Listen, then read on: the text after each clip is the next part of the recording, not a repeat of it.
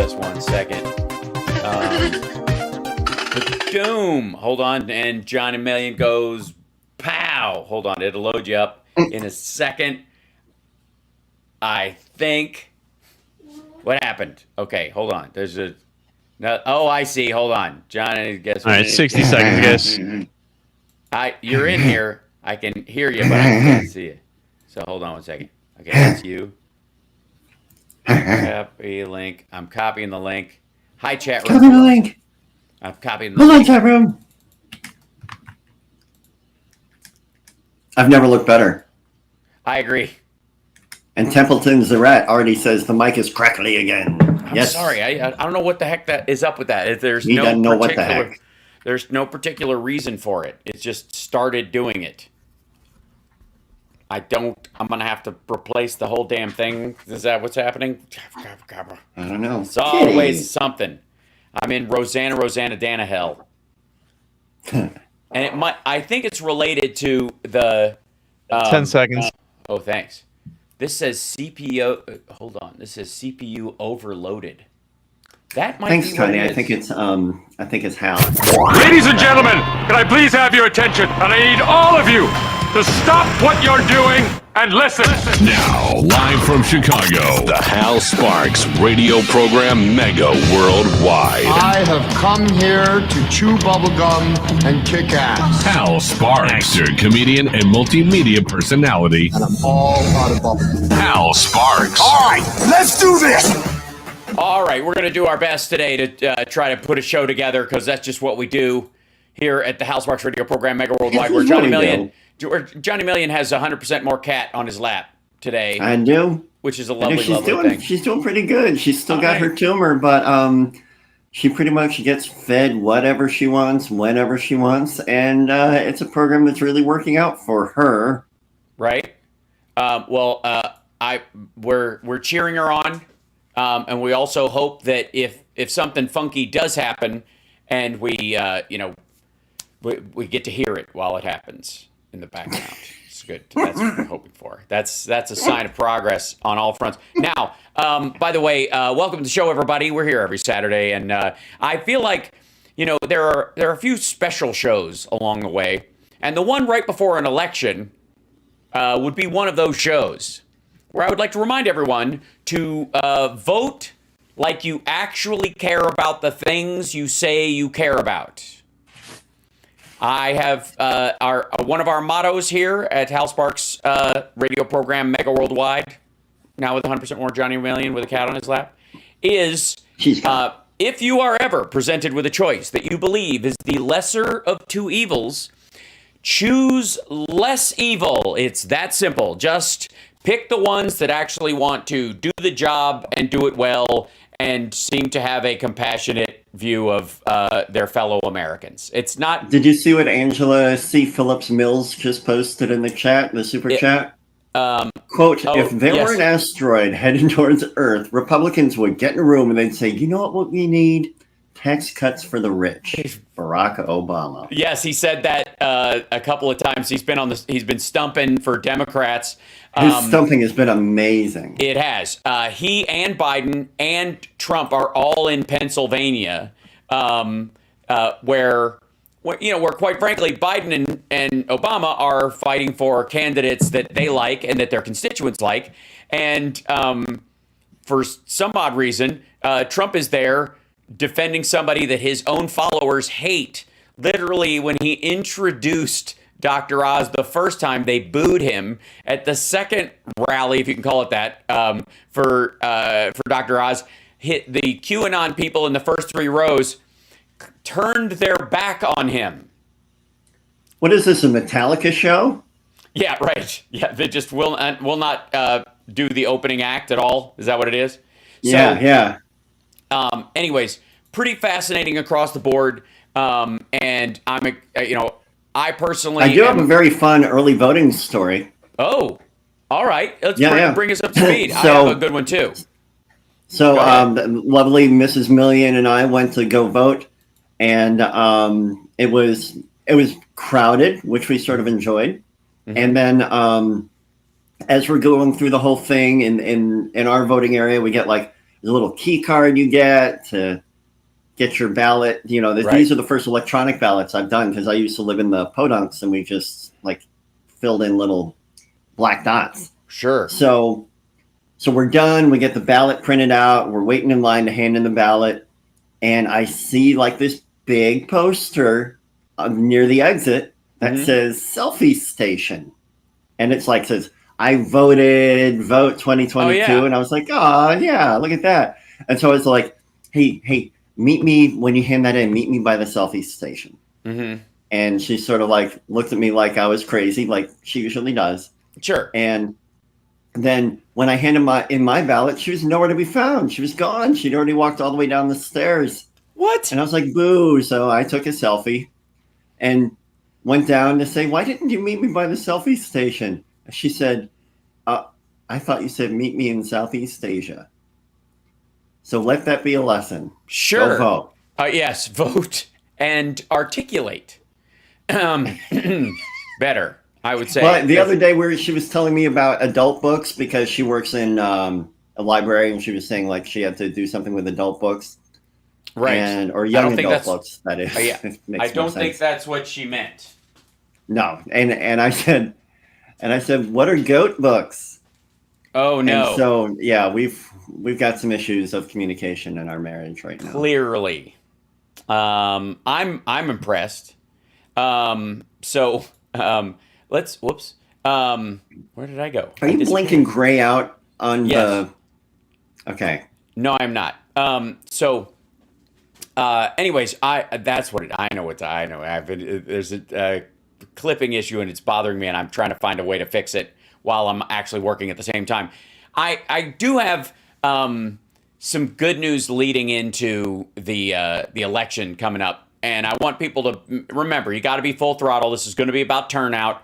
Democrats so far acting like they care and showing up and voting early. A lot of them are going to vote in person because they can this year because we're no longer in lockdowns because of COVID. You can go and actually vote at any of the regular polling places, which is cool. In Illinois, you can vote right up till Monday early because technically if you vote on Tuesday, it wouldn't be early voting. It would just be voting. It's kind of an important distinction. At some point, and by the way, it's different for everybody. There's different rules everywhere. So vote.org will help you work through that. iwillvote.com is the Biden administration's push to get, their get out the vote machine. That's pretty spectacular. But the key more than anything is vote in a straight blue line. This is super key, especially when it comes to somebody. I mean, honestly, I wouldn't enforce that. I wouldn't jump between a voter and their decisions, except in the areas of things like secretaries of state, state legislators, congresspeople, and Senate. Every other thing, and judges. Also, city council. Mayors are also important. And water reclamation. What? Water reclamation. No. Those are fine. I honestly believe in vote anarchist for water reclamation. Darn it. They're the only pro-sewage candidates on the ballot. They've some people look like and sound like. And I do not hear you now, Hal. Oh, that's terrible. Something's super glitchy. I think we need to try resetting. We do. Stuff. We're going to take a break. We'll be back right after this. It's the Hal Sparks radio program, Mega Worldwide on WCPT Radio, Chicago's Progressive Talk.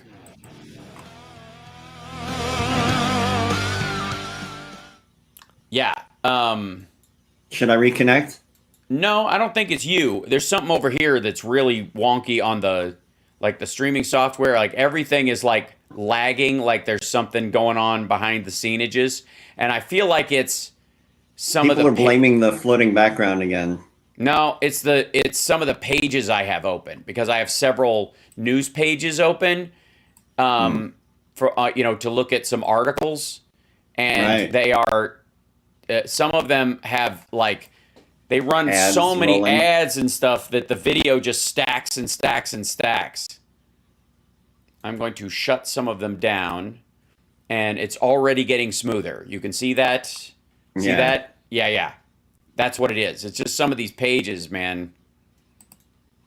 Raw story. What are you doing? And I'll shut them. Yeah, that's exactly what it was, by the way. It probably is part of the clicking as well, because it was using up so much of the throughput. So, anyways, and how dare you use up my throughput? The nerve of this dude, right? Yeah.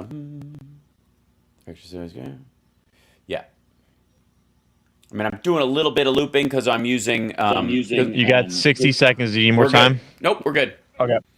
Rock solid. That's what it was. It was literally Raw Story was just killing me. Like, they have so many banner ads and loops on there, it was wiping me out.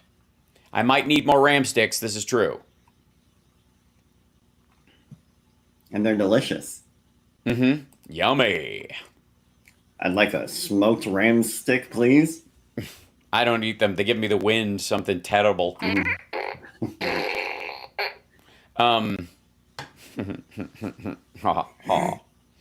All right, we're getting there. Hold on. We're coming back from the... Hi, everybody. Hi, chat room. By the way, what I'm going to do is I'm going to open some of the other pages that I had on my iPad over here so that I can see the chat room without eating up what RAM sticks I have.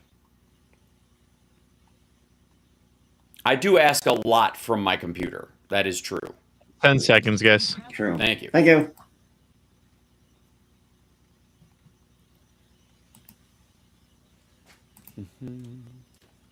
Yeah. You're locked into the Hal Sparks radio program. Mega Worldwide. Oh my gosh. So good. So much better, so much smoother. We I figured it out. It was bless the folks at Raw Story for the good work that they do, but man, I mean, as barrel edition newspapers go, they're tops. They're right up there with HuffPost, which is these what they like to call themselves aggregate sites.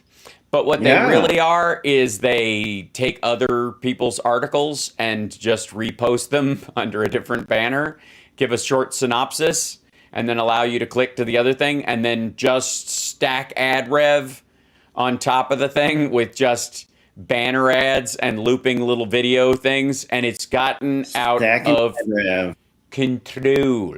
It's gone crazy. So my favorite story, and I got to show you this with Johnny Millie because it's just so lovely and enjoyable and fun and super fun. Whoops, hold on. This is the, there we go, Me John News. I want this one. Here you go, so you can see the whole thing.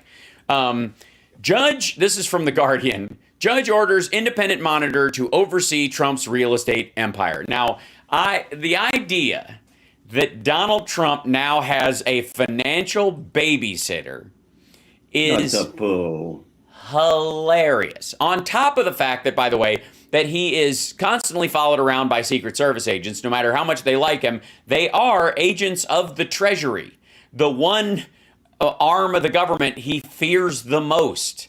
He filed another injunction trying to keep January 6th, the January 6th committee from seeing his taxes, which are perfect and great and show how rich he is. I don't know what the holdup is. It's been more than 2 weeks. Still being audited? No, and by the way, 8 years later, you do know that was never an audit, right? You know that when he says he was being audited, there was no audit. He got I want to say $72 million tax refund he did not deserve. And the IRS looked at it and went, whoa, whoa, whoa, whoa. We did a review, and you know that big refund check you got? Give that back. Your properties don't deserve these things. You don't qualify for all the things you filed on. And it was just because he had done all of his finagling with how much things were worth and all the fake losses he had. Yep. And the IRS is saying, give us your that $72 million back. And the Trump organization spent it. They don't have it. They can't give it back. People don't actually think he's a billionaire, do they? There are people who still believe that garbage. Yeah, it's hilarious. Think he's self-made. Yeah, well, he is. He does his own makeup. I've heard that he does his own orange spray. Oh, yeah. He opens. Wes Webb is giving out memberships like they're candy. Thank you so much, and Hal Vickery. Thank you so much for the super chat. Everybody who hasn't voted, please do so. says Hal Vickery. So says he. Vote. And Carol Cobb says, choose less evil, which is exactly the point.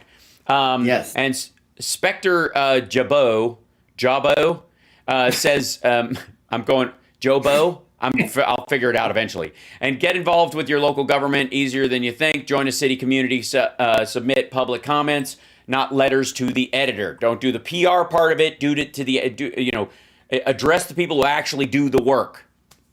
Excellent point. Excellent. Michael Albert's giving out memberships. This is crazy. We're taking so over. Great. We're getting there. You know what I mean? Like I think what's happening is some of our right-wing competition. There's some of these folks have finally decided to bow out right before the election because they realize they've been suckered and hornswoggled and bamboozled for too long. And then there's some that are allegedly on our side of the political ledger who are realizing that the folks they normally listen to are just an anti-voting brigade that are trying to undermine the Democratic vote and have been doing it for years, and strangely enough are run by former Republicans who all of a sudden just decided that it's not the Democrats that are the problem, it's the whole system. It's voting itself that's the problem. Yeah. Right now,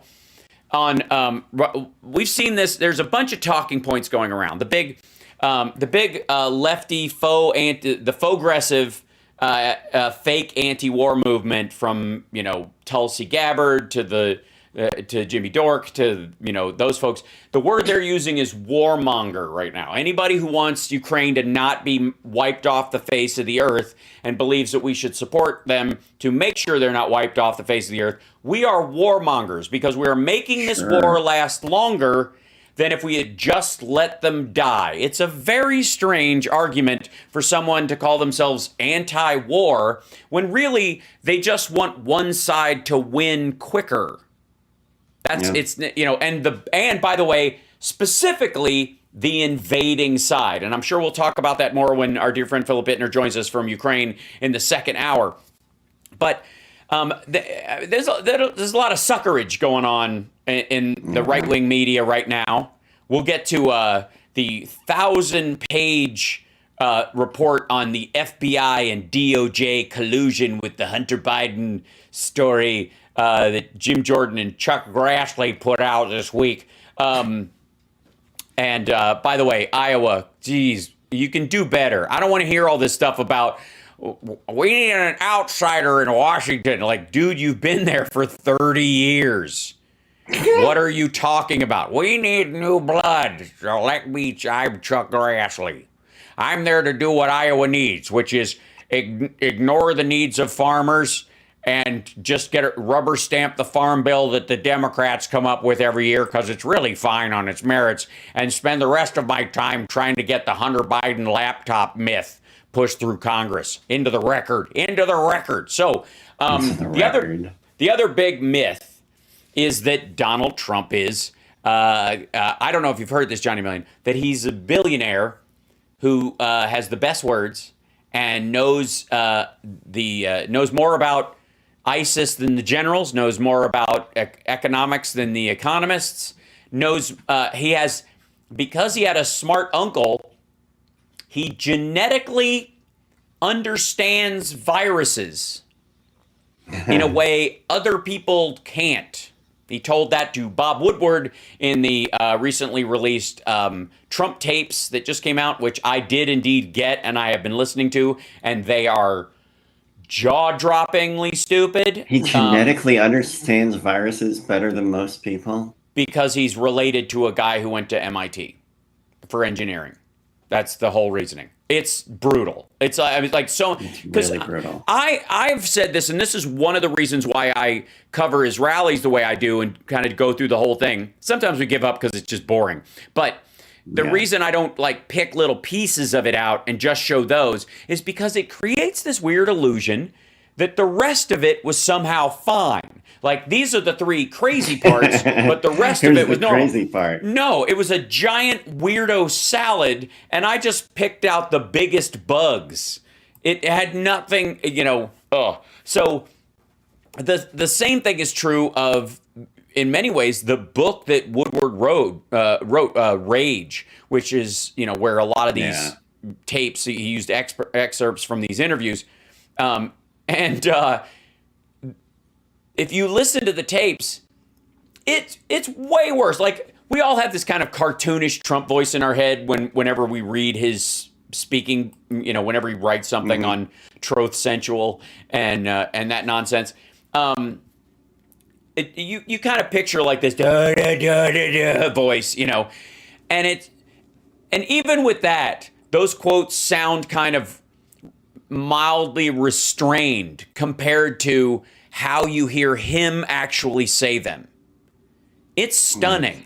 And I have a feeling like the one thing I would say to the the Republicans who are still got their toe in Trump's pool, or the straight up dyed in the wool Trump Town Pineapple Farm maggots that are gonna that ride or die with him. Those folks, I would suggest you listen all the way through to the Woodward Trump tapes, because you're gonna have maybe you're not gonna want to, because you're gonna have a hard time coming back from that. You're gonna have a hard time. Your defense of him will not be as ready. They have this kind of like knee jerk, they'll jump. Hey, who's the greatest president we ever had? Like, they go straight into the spiel. Nah. That'll slow your roll something fierce. Like, if I'm stunned after all the Trump that I have seen and heard over the last few years, especially, wow. So, one of the greatest parts of this story about both the Letitia James trial and, Trump's doing his lawsuit because he's accusing her of this being a racist witch hunt against him, because Letitia James hates him because he's orange. This is against. There are no more marginalized people in this country. Say what you will about the lack of homogeny in the black vote, or in the Latino vote, or in the Asian vote, or whatever. But when you talk about racial minorities, orange is that's like six people. Trump and you can see him coming. And the occasional member of his staff who oddly uses his base and forgets that it's that color. You know what I'm talking about? Like, occasionally some of these folks will show up. I haven't noticed that. That would be amazing to see. Yeah, there's a couple of them. Like Lindsay has looked orange a couple times, and it looks like they're like, oh my God, I got to be on camera in a couple minutes. Can I borrow your makeup kit? And they're like, oh my God, I look like a basketball. What am I going to do? Don't share eyeliner, kids. Do not. So a Manhattan judge said on Thursday that he would appoint an independent monitor, this is from The Guardian, monitor to oversee Donald Trump's real estate empire. The move will restrict his company's ability to freely make deals. Yeah, because that's what they still make deals. They're actually making deals. He hasn't made a deal since 92. Sell assets, which is really what it's about, because they don't want him to purge assets before they can be seized, and change its corporate structure, meaning throw Eric on the fire. Because right now, Don Jr. is sort of in charge. He's like the primary, and Eric is secondary. Really? Yeah, and in the Letitia James case, all of the Trump kids, all the major Trump kids, obviously Tiffany has dodged this bullet the whole time, financially speaking. But Don Jr., Eric, and Ivanka, and Trump, Sr. all had to do depositions in this Letitia James case, and Don Jr. and Ivanka answered all the questions. Eric and Trump, they both, and the Donald, they both pled the fifth a lot, which means Eric is the least favorite son, and Trump knows this and let him sign all the criminal documents. Sure, that's what that is. He's just you're the sacrificial dumb one. I don't like your wife. I'm not impressed by you. Don has my namesake. He got here first. Sorry, that's how hierarchies work around here. And straight out just like threw him to the wolves. So Eric had to plead the fifth the same amount of times, like the entirety, all the questions. And Trump has been pleading the fifth in other cases whenever asked about the worth of his company. That should be the most telling thing of all. We got to take a break. We'll be back right after this. It's the Hal Sparks radio program, Mega Worldwide. Yes, Judge Arthur Engoron is assigned a watchdog to Trump org. Ha ha.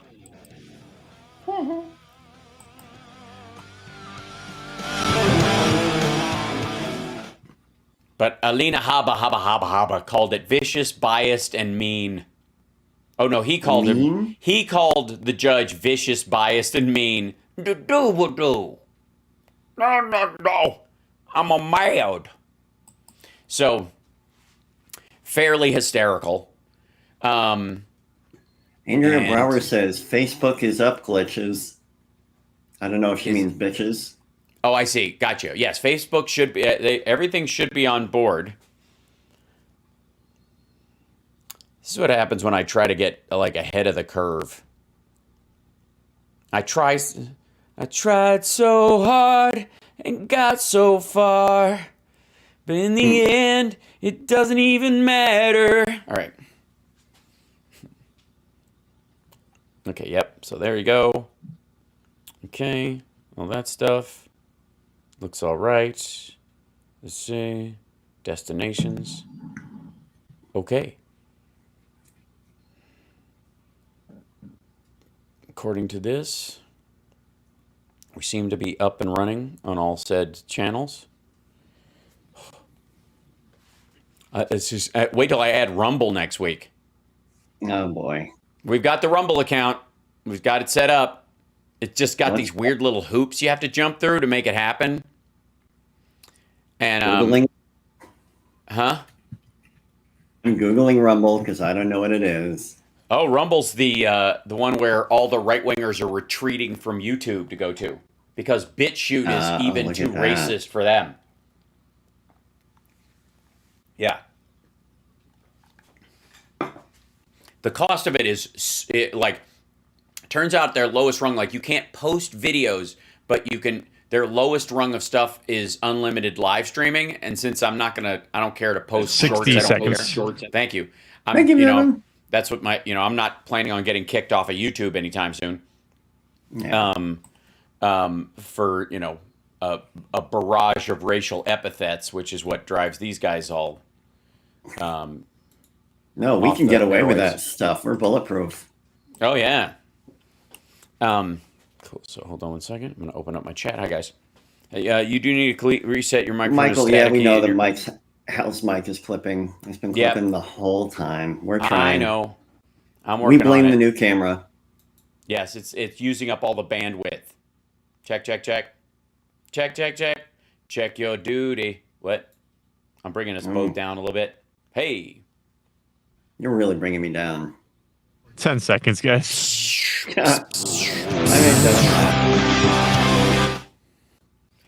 bring me down. Are we back? Is that us? We're back? I think quickly? we're back. No, I forgot to turn the music off the first time. Now we're coming back. Still, I see. Program Gotcha. Mega Okay. Worldwide.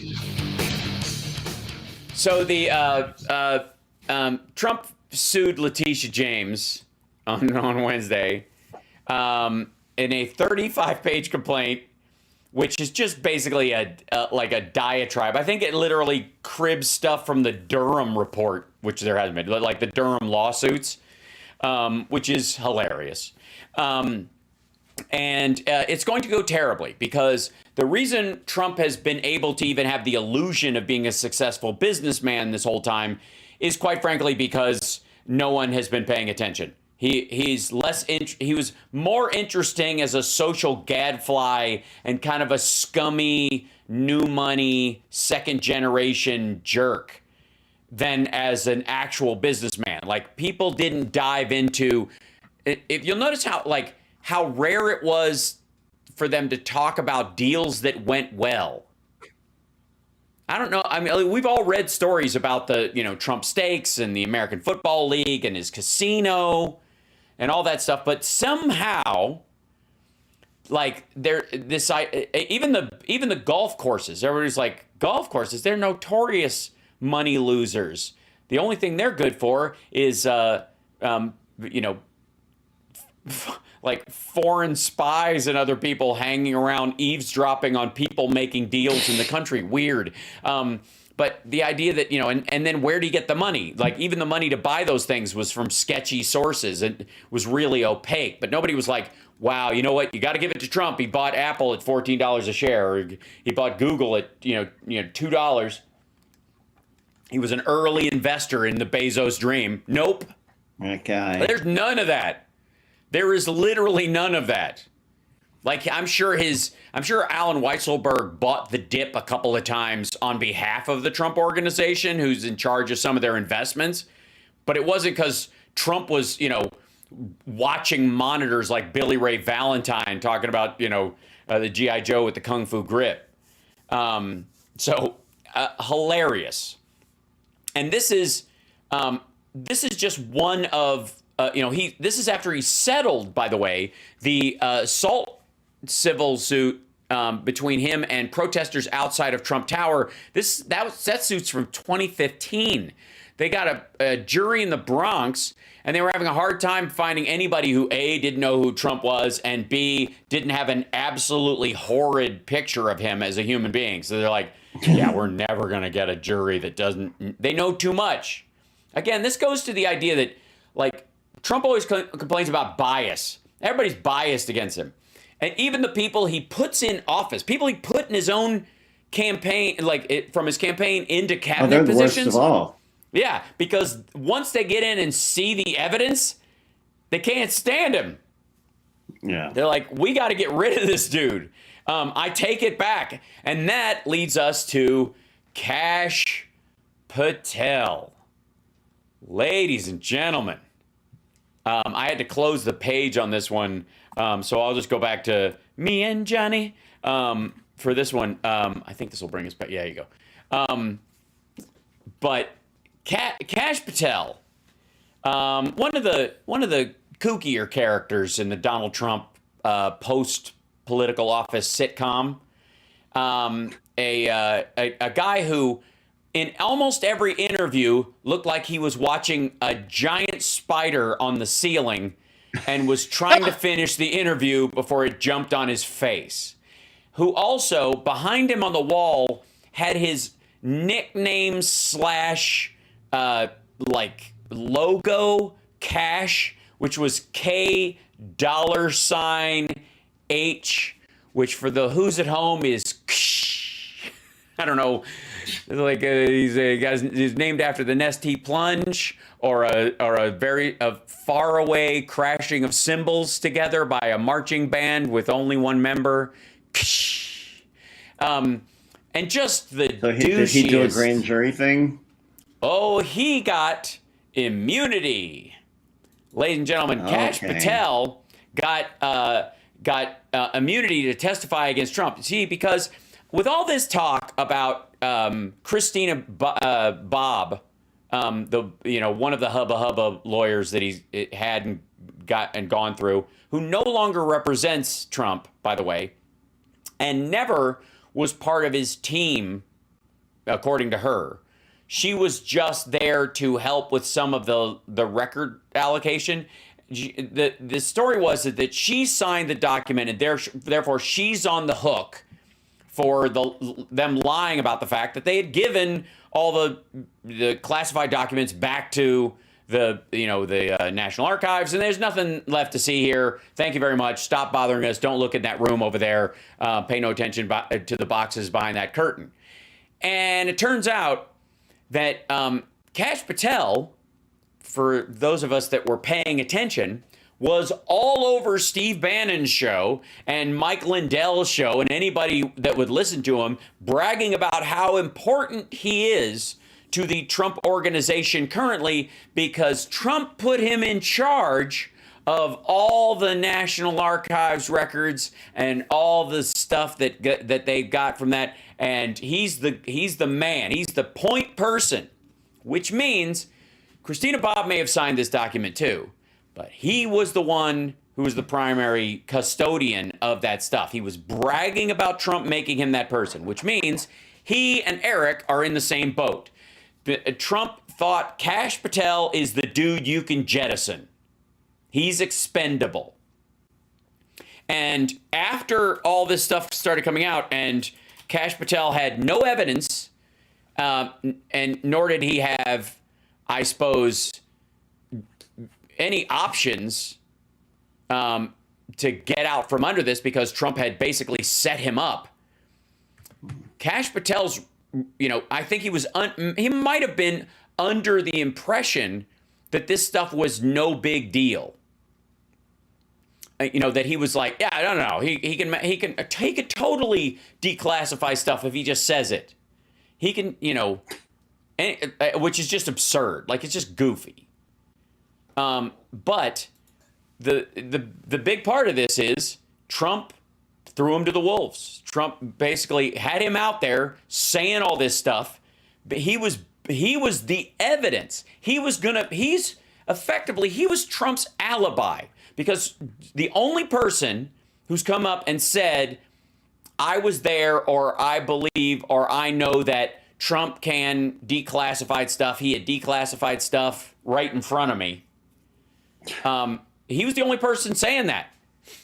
And now he has an immunity deal, and he's basically turning state's evidence on Trump, because at some point... I was about to say, immunity usually means you get the good stuff. Oh, well, except for he cannot... The terms of this immunity deal are spectacular. He cannot refuse to answer any questions. There you go. And this is in front of a grand jury. And he cannot plead the fifth. And he can't, he can't refuse to answer questions. He can't plead the fifth, and he cannot lie. If he's found to lie about anything, deals off full prosecution. And somebody along the way sat him down and said, hey, dude, I don't know what Trump has told you. I'm sure he's told you a lot of stuff. But let me show you what the law actually says. And here are the laws we know you broke. Oh, wow. And each one of these has a minimum, $25,000 fine and 6 months in jail. And they go by the page. In some cases, they go by the secret.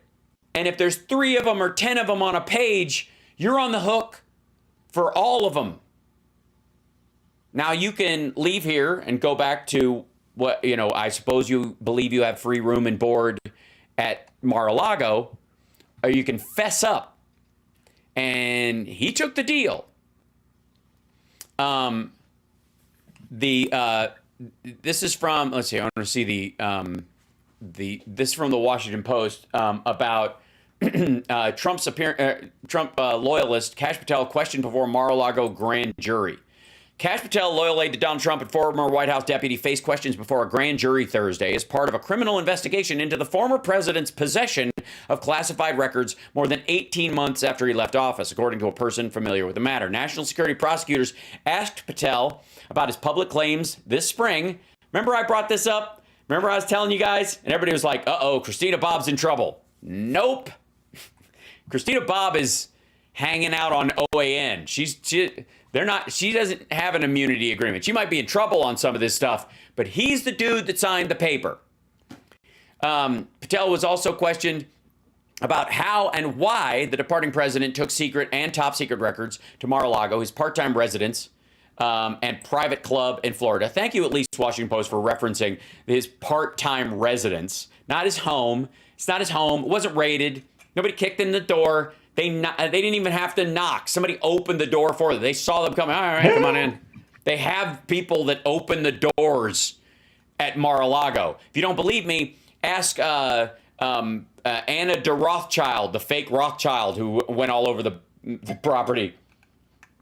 So, according to a person with knowledge of the session who spoke on condition of anonymity to speak candidly about a grand jury probe, Patel, a former federal prosecutor, which is hilarious. Like, have you ever seen an interview with Kash Patel, John? No, I'm just now hearing about that he existed. Man. Is he really looking at a spider on the other side? Yeah, he's wild-eyed. I'm going with... Like cocaine wild-eyed? Something along those lines. I would say very Florida. Very, very Scarface kind of mannerisms. I say hello to my little friend.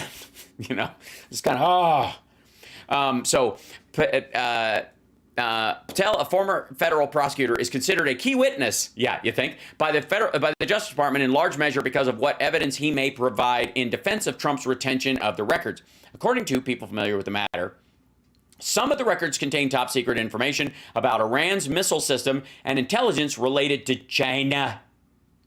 The Washington Post has previously reported. And God knows the Chinese wouldn't want to know what we know about them. And it's not like while everybody else is getting the heck out of China, Ivanka still gets a lot of stuff made there. Have you noticed that? Mm-hmm. You know, it's like we're reshoring chip factories like crazy, and a lot of American businesses are clearing out. They're moving to Vietnam. They're moving to India. Lots of news about that. But strangely enough, nothing about the clothing supply chain for Ivanka Trump's stuff. Isn't that weird? You think? What happens? What if you just cut the labels out and write in with a Sharpie that it was made in the USA? Doesn't that work anymore? It depends on your penmanship, I think. It's a big You have to penmanship question. you have to be really good, really steady hand, like surgeon steady hand. Investigators did not expect Patel to offer evidence implicating Trump in possible crimes, these people said, but they added that the government badly wanted his firsthand account under oath of any declassification decisions made by Trump. Now, that's Thursday.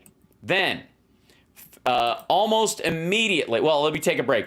Let me tell you what followed right when we come back. It's the Hal Sparks radio program, Mega Worldwide on WCPT Radio, Chicago's Progressive Talk, also on infotainmentwars.com. We are so close to 52K. Did we hit 52K yet? Thank you, MS Tax. M-Stacks? Oh, yeah. I'm going with M-Stacks. That's what I think. M-Stacks? That's what I think. Yeah. We're at 41.9. We're almost there. We're so close, people. Oh, Mark Kramer already subscribe. rounded it up. He just says 42K. So we're there if Mark says so. Well, I appreciate it, but we're close. We're so close. We're like 20 votes away. Something like 20 subscriptions away. We'll be back. Okay.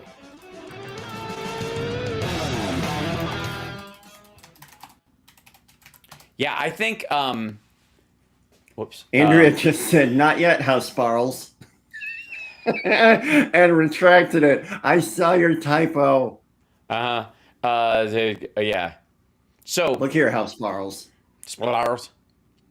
Yeah, so Largum. let's see. We'll go with, I'm going to try to find the one. One thing I wanted to say is Mrs. Million is very good about going through the judges in Cook County. There's so many judges that we have to Yes. look through. She goes through and checks out with a couple of different bar associations to see who should not hang around. Oh, nice. Fantastic. She should post a list. Mark Kramer just said that Hal was trumping the number when he said 52K. 52K? Did you ever say that, Hal? Did I say? I thought I said 42. Did I say 52 by accident? I don't know. Andrew just needs more coffee. I totally understand. No. I said at one point I was trumping the numbers. We talked about at one point how Trump just seems to double everything, even if he already doubled it. Mark Kramer says, check the tape. Stand down. All right, Mark. I believe you. A boy can dream, can he? Right? Right? End of day predictions, says Benny Loco. I'm on board. I think so too. I have hope. But only if you guys share the show. Oh my God, he said 50. They're just piling on. I'm sorry. I'm ahead of the I'm using the secret. Yeah, right. But just think about how, like, the idea of Trump being confronted with this, if he ever said, did I say 52? No. Oh my gosh, I'm so sorry. Like that never, that's not even in the playbook. Right. Even when I'm wrong, I'm right. Like the whole thing. And and what Mark was talking about, by the way, by trumping the numbers is coming back in 20. Thanks. At one point, he was literally like, he says 10 million people have crossed the border in the last year, and it's 1.6, and it's 40 42% of them are double dippers, or people who've come across more than once. Which means maybe Attention, 3 times. attention, They're stop not what you're unique. doing. Because we're coming back to the Hal Sparks radio program, Mega Worldwide. They went a little crazy with it, and I appreciate it. Now let's get back with Hal Sparks' radio program, Mega Worldwide. So Kash Patel, spoke to the grand jury. And I bet, Trump was like, well, he's going to go talk before, but Kash is good. We've got the dirty, the skinny on Kash. He's not going to spill the beans. And then turns out he was testifying under a limited immunity deal, which guaranteed he would not be prosecuted in the criminal investigation over his statements or information derived from them, as long as he is truthful, doesn't refuse to answer any questions, and doesn't plead the fifth, which is a lot coming from this crowd. The move to immunize Patel reflects the importance of his testimony about the purported declassification, which I've said many times. Technically speaking, Trump declassifies any classy place he walks into. If you're in a nice place, having a nice meal, and the atmosphere is nice, and Trump walks in, it's suddenly a dump. It's Sorry. declassified. It's declassified, right. Which guarantee he would not be... okay, there we go. Okay. And appears to reflect a decision to forego a potential case against him in order to secure evidence against a bigger target, such as Trump. Yeah, it's a RICO case. What do you expect? The status of the documents is important because if prosecutors can prove that those seized by the FBI during the search of Mar-a-Lago this summer were not declassified, of course they're not. Oh, my God. It could strengthen a potential obstruction case contending that Trump used the claims as an excuse for why he did not return records that had been subpoenaed. And by the way, that's not the biggest part. It's the fact that he lied. Yep. He lied. He lied about having them. He lied that he was going to return them. He lied about not having to. And here's the one upside. I've talked about this, the clown coup that was January 6th. We must remember always, and as the evidence comes out and more of these folks are put behind bars for attacking police officers and engaging in, what they intended to be a violent insurrection to destroy the system of government in the United States of America, little something for a Saturday. And Jordan Mills threw in a super chat. Did you see that Homeland Security faked terrorists for Trump? Faked terrorists for Trump. I guess we didn't. And thank you, Nina Ruby. There are a couple of things. But I don't know if he means the domestic terrorist stuff or they just made him feel good.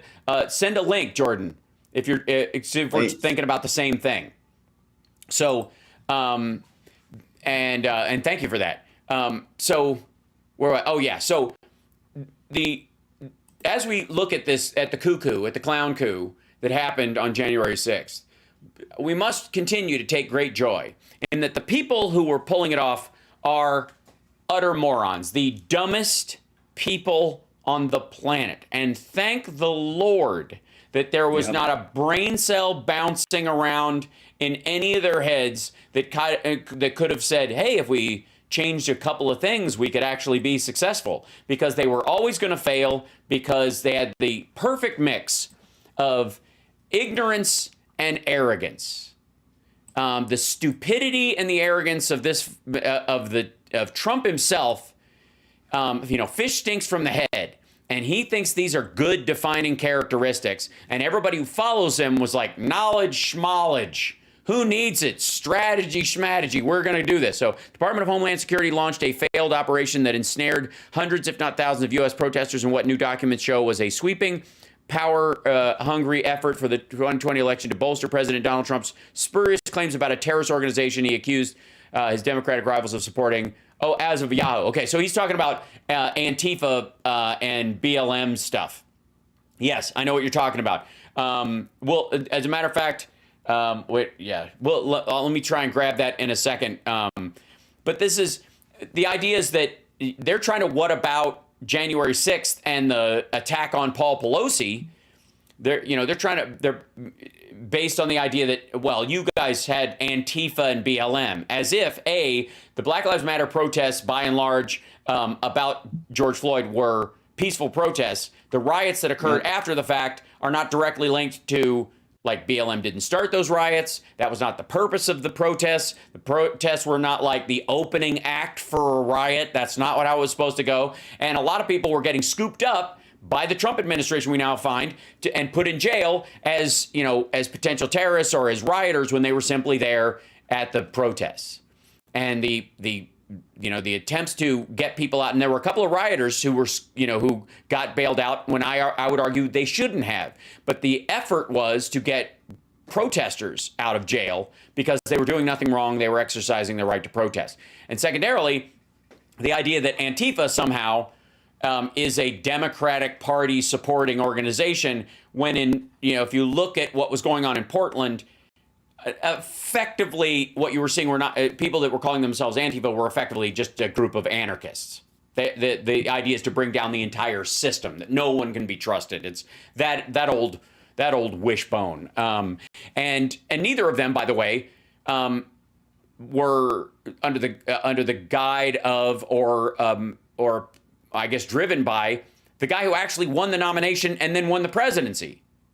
Because Biden himself was like, there's a difference between protests and riots, and anybody who destroys property or harms people should go to jail. It was pretty clear throughout the entire presidency. As a matter of fact, people thought that was going to hold him back. People thought that was going to limit him.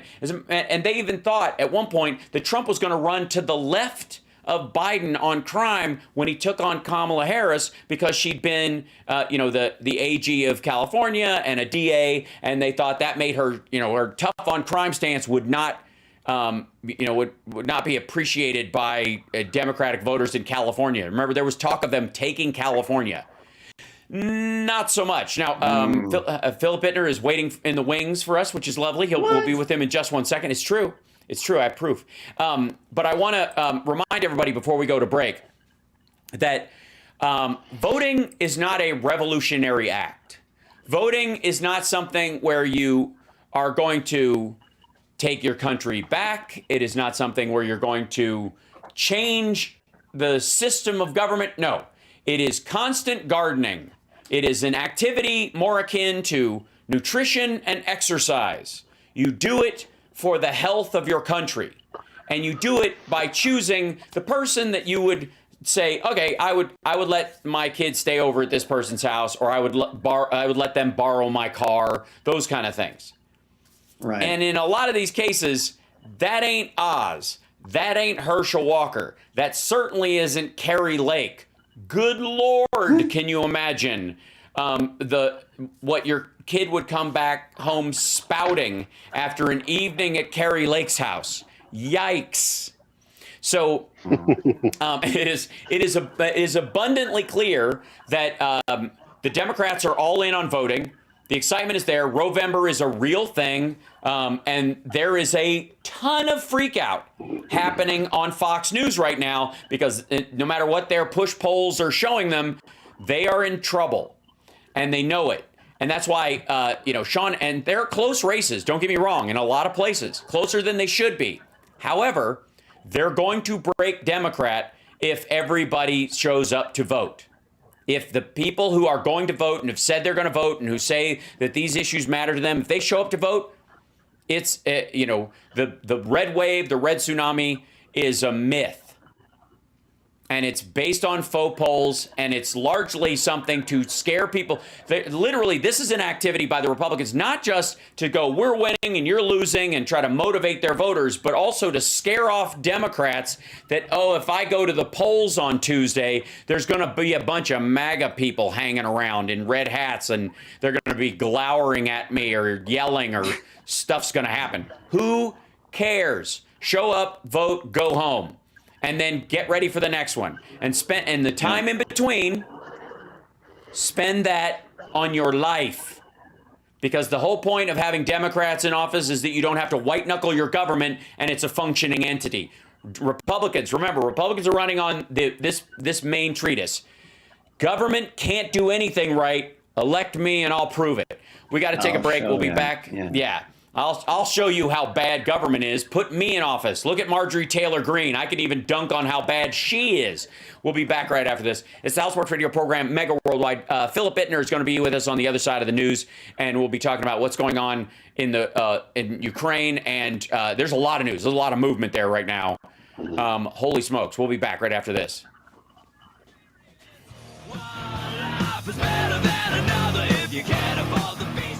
Let's see if I can get, let's see, this should be that one. Yeah, so I got to grab your link and throw you in here. And because it's how I do. It's what I do. Doink. Oh, here he comes. I see it coming. It's almost like it started. Oh, there was a second. Hey, right there. It's just a flag, but that's okay. Hey, we'll see there him it is. Hey, right in the middle. Oh, that's good stuff. There Hey, there you you go. Yep. A little choppy, but that's okay. Can you hear me? I can indeed. There you go. I can switch to my. Nope, I you're can good. switch to another line if you'd like. Okay. Nope, we're all good. We're all good. Hold on, I'm going to bring down the volume to kind of even it out a little bit. And well, if we lose the power, I'll have to hop over to another one anyhow. So. Understood. And I'm going to center you a little bit and try to get you in frame a little better. And try to open this guy up right here. And try to close this guy right over here. And hopefully. And your brower says I'm fuzzy, and I think it's because I haven't shaved yet today. No, you're a little blurry on my end from your input for some reason. But because Phil is super crisp, and I'm super sugar crisp, and you're I see that now. You've been in milk for a while. That's what I think. You're super sugar crisp, going on here. but you're in milk. It might just be bandwidth. I mean, we should be okay bandwidth wise, but yeah.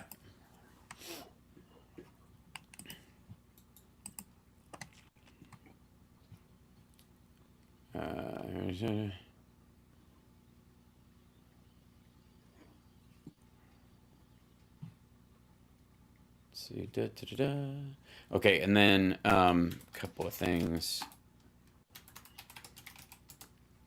So much going on. Any areas you want to focus on in particular? Because I obviously have. Yeah. No, I mean not particularly. I mean, there's Kherson. Sullivan was in town with $400 million. Just more and more reports of atrocities as villages get liberated. Right. Iran admitting that they did give the drones. Oh, we gave it to them before the invasion. Along with the orange soda. Yeah. Are the Russians pulling back from Kherson? Is it a trap? Right. I don't know. There's whatever you want to ask. Yeah, it's cool. a trap. It's a trap. It's a trap. So,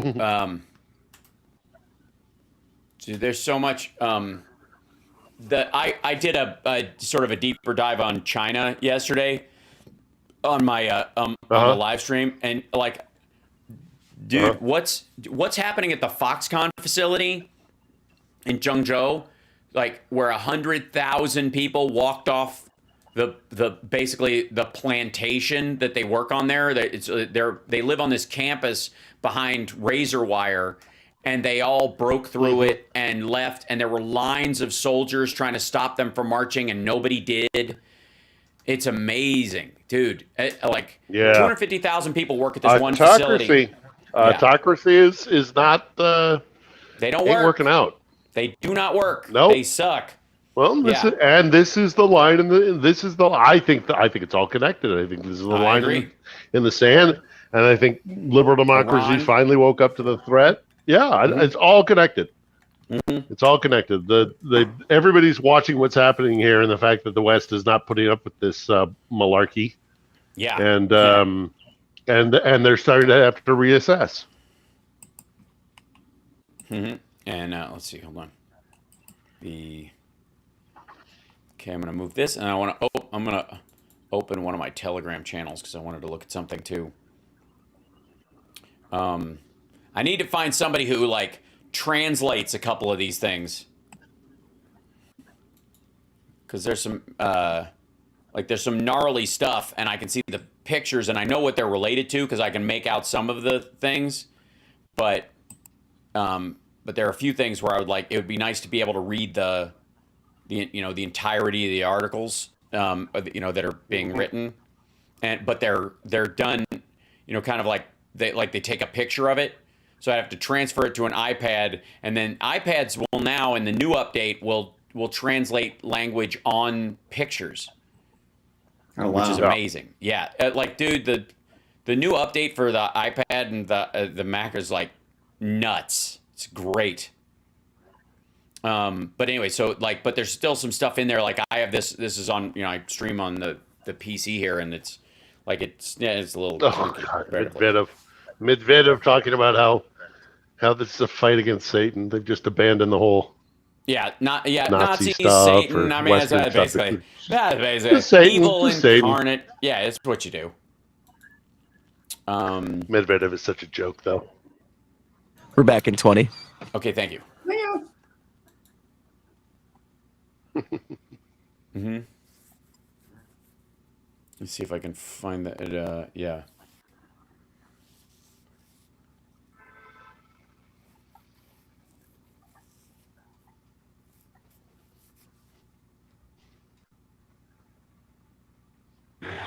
Yeah, that's what I said. You're listening to the Hal Sparks radio program, Mega Worldwide. I've had people walk out of me before, but not when I was being so charming. Video streaming at halsparks.com. I don't care for you if the putrid sludge you're troweling out. Plus face little pimp stick. True progressive talk. Might be a good time for you guys to give up. Welcome back to the show. It's Hal Sparks Mega Worldwide, the radio program that's on the weekends, 9 to 11 a.m. Pacific time. And joining us right now from Kiev is our dear friend Philip Itner. How are you, brother? You doing all right? Good. Excellent. Yeah. Power outage earlier today, and one air raid siren, but all things considered, that's pretty easy. Right. Yeah. And Johnny Million is going to be farming questions from the chat at infotainmentwars.com, Great. at twitch.tv/HalSparks, and of course, even some from the Facebook page, the Hal Sparks page, which you can also join if you're a Facebooker. And then I even am still streaming to Twitter, even though it is run by a dude who is getting a little too cozy with a couple of gnarly regimes these days. In another example of worst timing in the world. He speaks fluent Russian. Did you know that? No, I did not. I mean, Musk does. He speaks fluent Russian.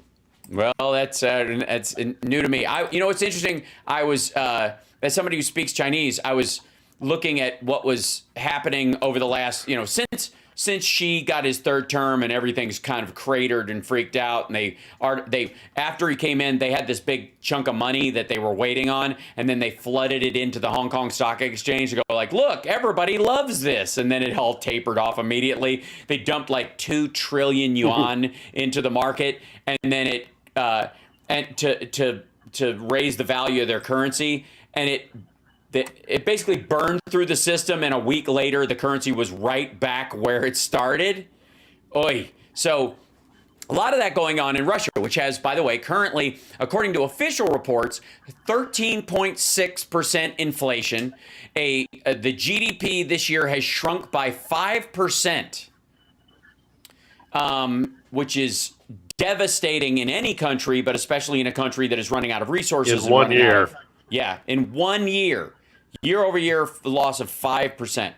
And now Putin has officially endorsed civilians, Russian sympathetic civilians, I suppose, and the ones that, I guess the Ukrainian civilians there that they're going to abduct, should leave Kherson. That he is saying there's a curfew going on there right now. He has endorsed the idea of civilians leaving Kherson as if there's any still there of note, like they haven't been drumming them out or driving them out this entire time. And again, the worry is, we'll talk more about that because obviously the Kherson push has been happening. I have a theory I want to test with you about the Wagner group, the Wagner group.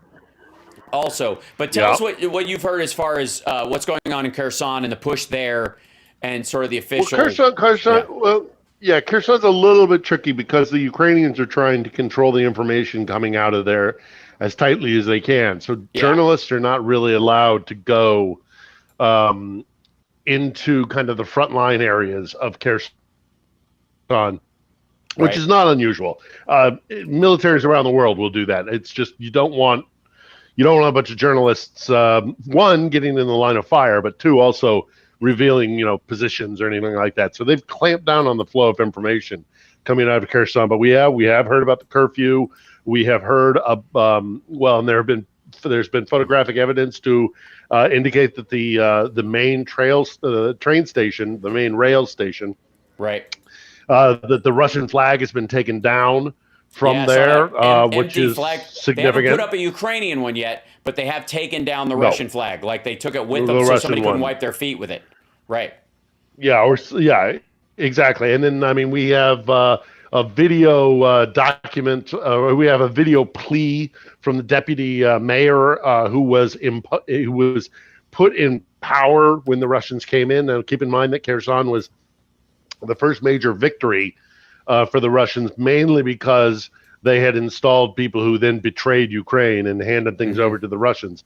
So this deputy mayor was leaving, and he was saying, "Oh yeah, everything's fine. Don't worry about everything. Civilians should be thinking about plans to move out, but we're not worried about losing the city." But then he's videoing, and you see he clearly has everything that's dear to him in the world behind him in the car. He's packed up to the ceiling of boxes and suitcases. So he's getting out of there for sure. One of those guys, but there's also child. There was footage of one of those guys leaving town, ran over a kid in the street and just kept going. A little kid, I want to say, look, 3-4 years old. Brutal. Yeah. And there's widespread reports of as Ukrainians are progressing, they're coming into villages where they're getting these reports of just widespread war crimes and killings and raping and just everything isn't nailed down, getting stolen. It's nothing new that we haven't seen in this conflict before, but as Ukrainian forces progress and regain territory, they're hearing these things over and over and over again. There is concern. There I have heard from certain sectors within Ukraine and primarily within the defense ministry, but other places as well, that they're cautious about this whole "the Russians are pulling out" thing. Right. They think it might be a trap. They think it might be a trap. They think that they might be being drawn into something that would, something unexpected. Nobody is suggesting immediately that it would be some unconventional weapon or something like that. More like that they have strategic concerns that the Russians are trying to draw them into Kherson and turn it into a Stalingrad or something. But the Ukrainians are going to come for Kherson. It's going to happen. Yeah. It's the weather is already turning bad, so they're on the clock. They've got to get in there before too long, or the rains will come and everything will be muddy, and it will be difficult to resupply and refit and rearm. All the ramifications of a heavy winter or a bad autumn in Ukraine are clearly at the forefront of everybody's minds. But they have to take Kherson back. They have to. It's strategically, it's almost vital. And it might be that the Ukrainians themselves are planning some sort of offensive that would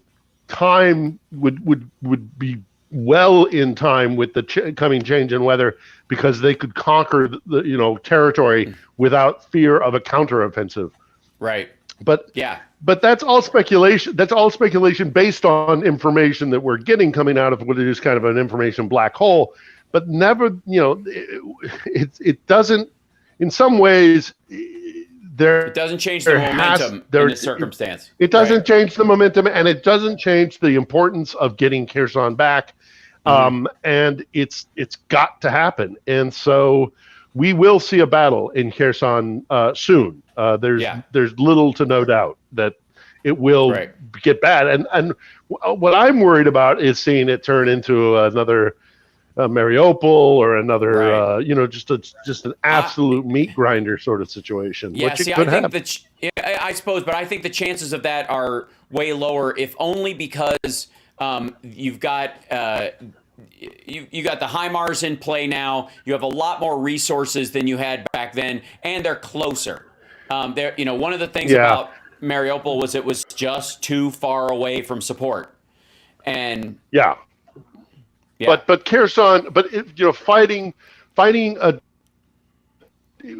so the Russians are going to be on defense this time. So they're going to be defending positions, and it is easier to defend in an urban setting than it is when you're out in the open in the open elements. Right. So we'll see. I don't know. None of us at this point know for sure. The one thing we can count on is the fact that a battle is coming. Yes. Also, I have a theory. We got to take a break, but when we come back, we got questions from the chat for you, and I have a theory about what the Wagner Group is doing around Bakhmut, and it tracks. With everyone's confusion. I think I've solved why people are confused. In watching it go, over the last couple of weeks. I'll test that theory when we come back. It's the House Sparks Radio program, Megaworldwide. Yes, on WCPT Radio, Chicago's Progressive Talk. WCPT820.com is the website. We'll be back.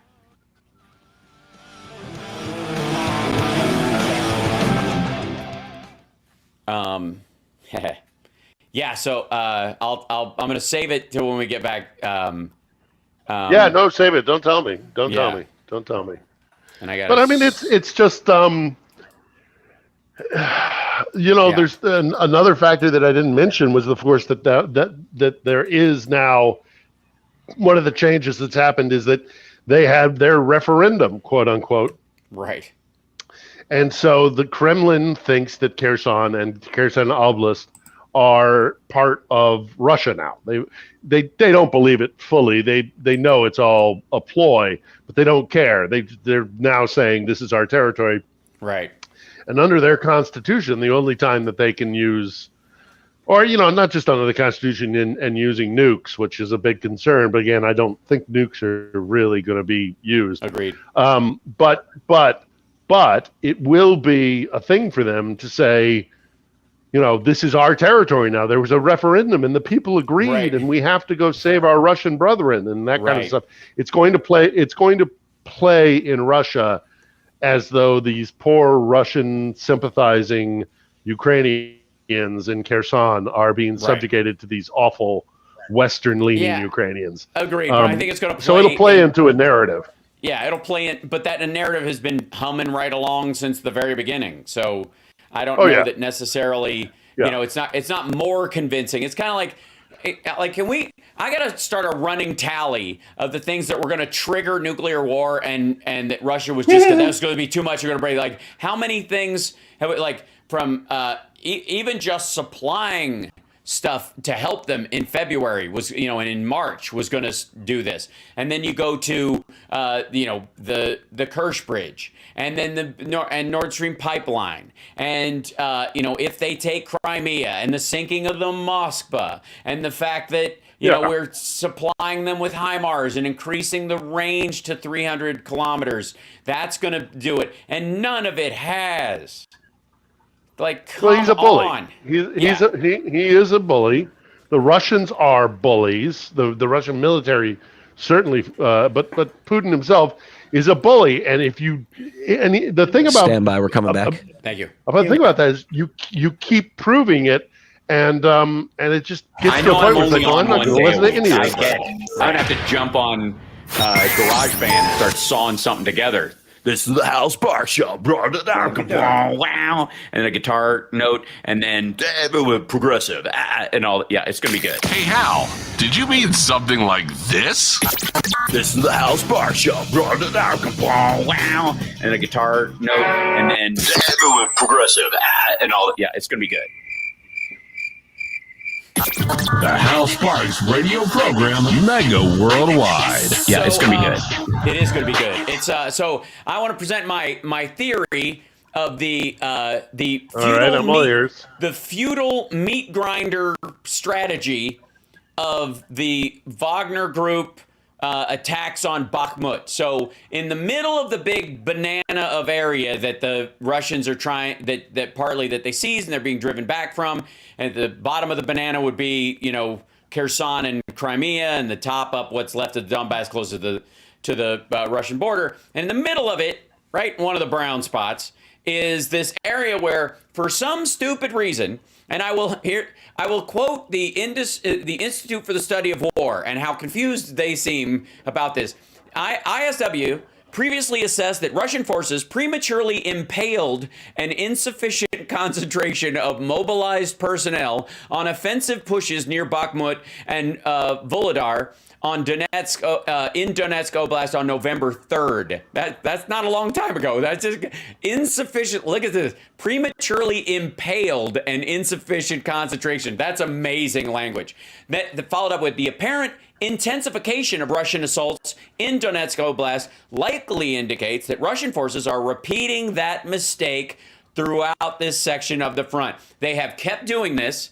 They keep taking this one chunk of land and getting pushed back. And then they do it again, and they get pushed back. And each time, they have lost in this one area alone for a town that is not crucial. It is a hub, corner, but it is not in an area. Is that for you, or is that Johnny Million? Yeah, that's me. Yep. That's just police car driving by. Oh, all right. Okay. And so just being safe, if you need to, duck and cover. Is there a school desk nearby? I'll let you know. All right, good. I'll let you know. So they keep taking this little bit of land right around Bakhmut and then getting driven back and then doing it again. And when the Ukrainians drive them back, it's not costing the Ukrainians anything because they're firing with artillery. Like these guys, they're firing on this ground. The Russians rush across it. Then they fire on the ground again. The guys run back. It's not costing, Ukrainians are not losing soldiers there. The Russians are, and lots of them. Somewhere in the order of 7,000 in the last 3 months in that one area for a piece of town they don't need. And the Wagner Group is in charge of that middle area. That Donetsk Oblast area leading up, in the middle of that whole section, they are the ones keeping those two sections, in theory, from being split apart. And they keep doing this push. And I think I know why. And this new group of they've gotten a few of these fresh recruits, these green recruits, and they just feed them into the meat grinder and then try again with new guys. They just push them forward, and if you retreat, we'll shoot you. The Wagner Group guys aren't doing the killing. They're sitting, they're waiting, watching their guys get killed. It's really gross. Here's what I think. The reports are back in, I want to say April, that the Wagner Group was basically being paid by the kilometer for land they take. They are literally getting bonuses that the military is not. These guys are charging over this land and taking land, and they go, we secured this land, send the check now. They don't have to refund if the land gets taken back.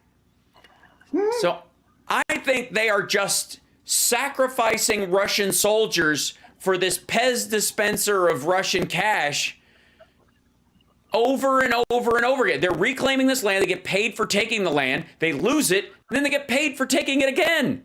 And they're not even doing the fighting themselves. It's grotesque. That's my theory. Yeah. And everybody's confused. Why do they keep trying this? Money. Maybe. It's Prigozhin, the head of the Wagner Group, is a pretty disgusting individual. And has done terrible. If you research some of the things the Wagner Group did in the Central African Republic or Sierra Leone or Somalia, it'll disturb you greatly if you have a soul. Anyhow, disaboweling pregnant women, they are awful. Terrible. Yeah, they're really, really bad guys. And also the fish rots from the head down. Prigozhin himself is a pretty unpleasant human being. So I could see that completely cynically, them saying we're going to get money. And by the way, I don't think this is mutually exclusive. I think they could totally be doing that. But I also think there's a couple things going on with the Wagner Group, and that is that there's clearly a power struggle happening in Moscow. Well, Moscow and in Moscow and in Grozny, between these different kind of militarized groups. Where you have the Ministry of Defense itself with Shoigu, which has been an utter and absolute disaster, and the calls for him to resign and even be held accountable and thrown into prison, sort of thing, for the just miserable performance of the regular military. Right. And then you have Prigozhin attacking him openly. Right. You have Kadyrov basically attacking both of them. These are indications, when you start seeing things like this in Russia, these are indications that the system is breaking down. When they openly start, because they don't. So Russia has a history of what's called the boyars, which is basically a kind of a lords and ladies and kind of an aristocracy and that kind of stuff. And they've held that throughout their entire history. So if you are close to the circle of power, you do not make trouble for the czar, the prime minister, whatever, the president, or the head of the Politburo, whatever it was. You don't make trouble for them by speaking openly in public. That's a big, big no-no. So the fact that these guys are openly sniping at one another, with Putin kind of still kind of on the pedestal, indicates that the sharks are starting to circle, and it's only a matter of time before. And I've said this before, I'll say it again. What happens in Russian history is that once there's a chink in the armor, or once there's blood in the water, let's go with the blood in the water analogy. So if Putin is the alpha shark, once there's blood in the water, all the other sharks go into a feeding frenzy on one another until another alpha is available, and he then usurps the original alpha, which in this case would be Putin. And this kind of open infighting is an indication things are not going well. So Prigozhin could be playing that out also here on the ground when it comes to Bakhmut, when it comes to whatever he's doing with his forces. Kadyrov will do the same thing, I am sure. But it's Utkin, none of this is going well. Utkin. Right. All the power players in the security apparatus. I want to say Dmitry Utkin is one of the commanders of the Wagner Group in Ukraine. He's the dude with the SS tattoos on his collarbones for all the "we've got to denazify Ukraine" stuff. Yeah. So anyways, that fascinates me. I know, let's see, we might have, we got a couple minutes before the break. So do we have a question we can throw his way first? Yeah. We've got first question from Carlene Martin, which she said was a dumb question, but I disagree. Do the sirens for air raids sound different there than like the noon sirens here for tornadoes and things? Yes. Yes, the sirens sound different. Not only the sirens sound different, but they're also different from city to city. There's no uniformity for the air raid sirens. Huh. Good old Soviet thinking. Leftover Soviet thinking. Yeah. And so here's another one that's kind of quick. But wait a minute. One other quick note about that. Yeah. Hold on. One other quick note about. There is one thing that is uniform, and it's this.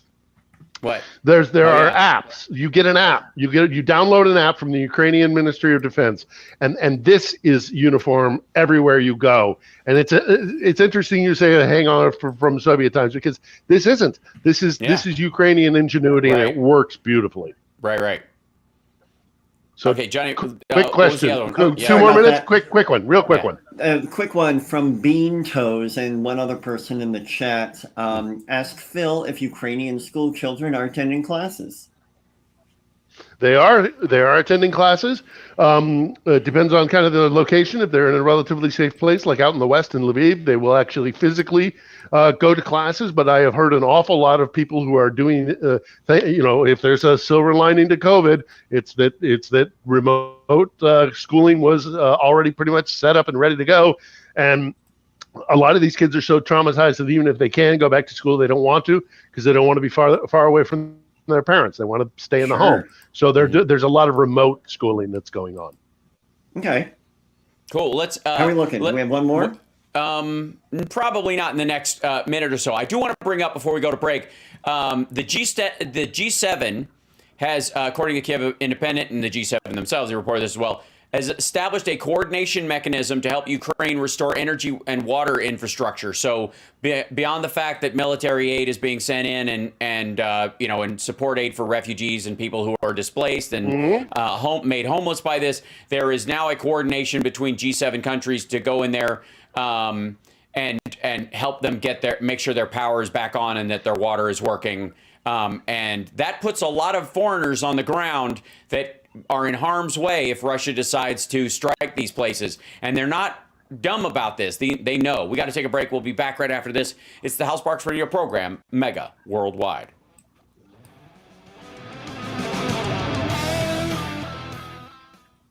Yeah. It's interesting you bring that up because I went earlier in the week. I went up to another part of town and was wandering around a little bit, and the EU Minister for Energy Development, or whatever her precise title is, I'm not 100% sure, but she was the EU representative that brought that, and they discussed that here. And it was an interesting experience because she had a lot of personal protection going on, and I was sitting in the lobby of the Intercontinental Hotel, and one of her guys came up and was like, "Who are you? Let me see some identification. What are you doing here?" So, but no, she was here, and those two things are obviously directly connected. The Europeans are going to try and keep the lights on as best they can. They're going to have a hard time doing it, though. We just have to accept the fact here in Ukraine we're going to have power outages. It's going to be cold. We are all look. Everybody is preparing for it. I have candles. I have a heavy weather sleeping bag. I've got provisions of food that, tinned food that isn't going to go off just in case. And that's what everybody's doing. Right. There's no sense of panic. There's no sense of fear. It's just like, well, this is what we're going to have to do this winter. So they can try and do that, and I hope they're successful. But Ukrainians, by and large, are like, we're going to be fine. Well, it's interesting. It's that resilience matter. Yeah, it's very interesting to me that that modern people, when we get scared of living like people did just a couple of decades ago in some cases, and even in the United States, like if the cell phones were out for a little while, you'd be like, most of us Gen Xers would be like, it'd be like the 90s. I don't know what to tell you. Like, a lot of people don't have landlines and there's stuff like that. But the same thing is true of like Ukraine. They've like in 1991, a lot of in recent memory for a lot of these folks, their whole world was very different. So they're used to some element of it. It's all a lot. It's funny. I was paying attention to a discussion that was being had on the Times Radio, Times of London radio podcast, and they were talking about it. And it took Ben Hodges, an American general, says to this British interviewer, he's like, you can't bomb this out of people. It's like the spirit of the Blitz. It does the absolute opposite. Right. People band together, and that's exactly what's happening here. Well, they're also projecting that it could, because it would work for them. You could bomb that in. They would give in because they don't care. This is Damien Perdue of Think Theory Radio. Saturdays at 6 p.m. You're listening to Hal Sparks' radio program, Mega Worldwide. I thought there was going to be like a new one every break. I was so excited. You want more, Hal? We'll give you more. Hal Sparks' radio program, Mega Worldwide on Chicago's Progressive Talk, WCPT 820. Hoo-yah! We have a lot of more questions. I do want to say that not too long ago, when we were looking at the map, and I wish I could put it up on the screen for people to watch, but people listening at home wouldn't help you anyways. But in the areas that were taken by Russia and then lost in the north around Kharkiv and near Zaporizhia and those other places, as it gets pushed back, there always was a little donut hole of partisan warfare from Ukrainians inside the Russian-held territories, basically fighting their way out or holding on to little areas. That space is 10 times larger today than it was in July. That Ukrainian-held territory west of Kherson, south of Donetsk and that area is 10 times larger. It went from a map standpoint being about the size of your thumb to being the size of your palm. And that in and of itself is going to be an incredible story when this is written. That's another story like Mariupol, but where people aren't trapped, where they can come and go. And it also speaks to how porous the front line is for supplies and all kinds of other stuff, and how uncoordinated the Russians are. Let's grab another question too. My favorite story. Quick point. My favorite story of all of those things, though, was the story of the guy who ran a restaurant in Kherson, and a bunch of Russian soldiers came in and ordered a bunch of shish kebabs, and they put rat poison on it and killed him. Wow. I don't know how you. That was months ago. Yeah, that was months ago. Yeah, how stupid are you to be a Russian soldier and go in? But that it betrays how deluded they are about what's going on. Right. They really do think that they're coming in as conquering heroes and liberators, and it's just. Well, I mean, you've been sold this bill of goods. Jeez. I mean, and again, these are all stories. Let's grab another one, because I'm going to get down a rabbit hole myself, and then we won't get to the question. Sure. So I've got a question from Miss C, who says they have a MAGA friend who says we, the USA, have troops in Ukraine. I don't have money to do a super chat. Can someone please ask Philip if this is true for me, please? Thank you. You don't need money to ask a question, Miss C. Do we have troops on the ground in Ukraine? No, we don't. Not to any significant. I'm gonna hedge this a little bit, but we might have a couple of special ops guys on the ground here. We might have a couple of liaison officers on the ground here, but it is not. It's a maybe a few dozen, maybe. Right. Because we don't want to get caught. You don't want to get. They're also not fighting. That's not what they mean by troops also not either. Fighting. Yeah, we're like right now. We have no combative units on the ground in Ukraine. I am very comfortable in saying that. And this is someone who I have been hanging out with members of the Foreign Legion, the International Legion that's here. Mm-hmm. So it's not like they could sneak them in under that guise either, because I've met a lot of those guys, and they're just volunteers. They're just guys who, and sadly, by the way, is something of note that we didn't talk about at the top, but sadly, it does look like the Legion is really taking it on the chin right now.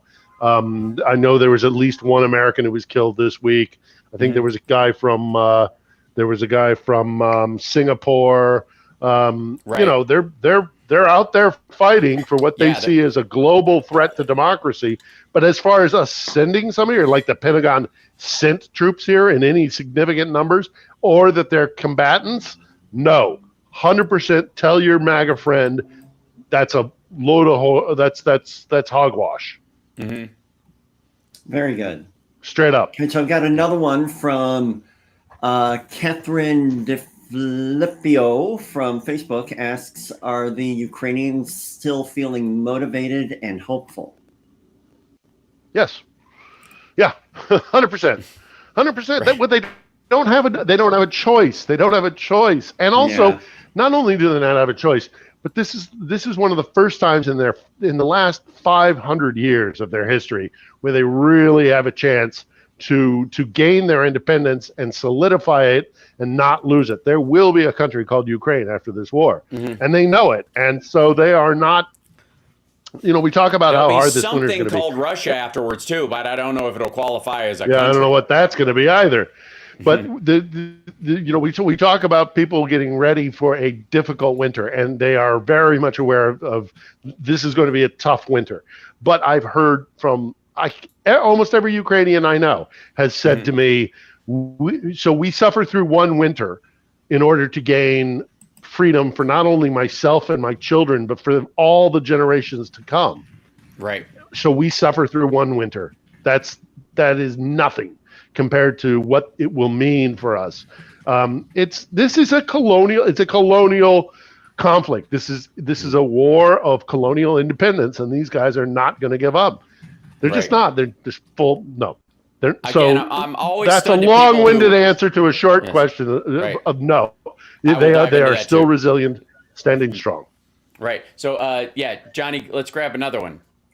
Yeah, Ed's 3D Tech has a question. Has the Ukrainian ability to bring down drones improved? Yes, it has. They're getting much better at that. Some really kind of like just brute force kind of things I've seen even is like using a drone to hit another drone and knock it out of the sky. But what I've really seen, and we are now looking at stuff that is going to become commonplace in the 21st century battlefield. And one of these weapons that is being developed, not only internationally, but now here domestically within Ukraine, are these guns that send out a radio signal that breaks the drone away from its controller.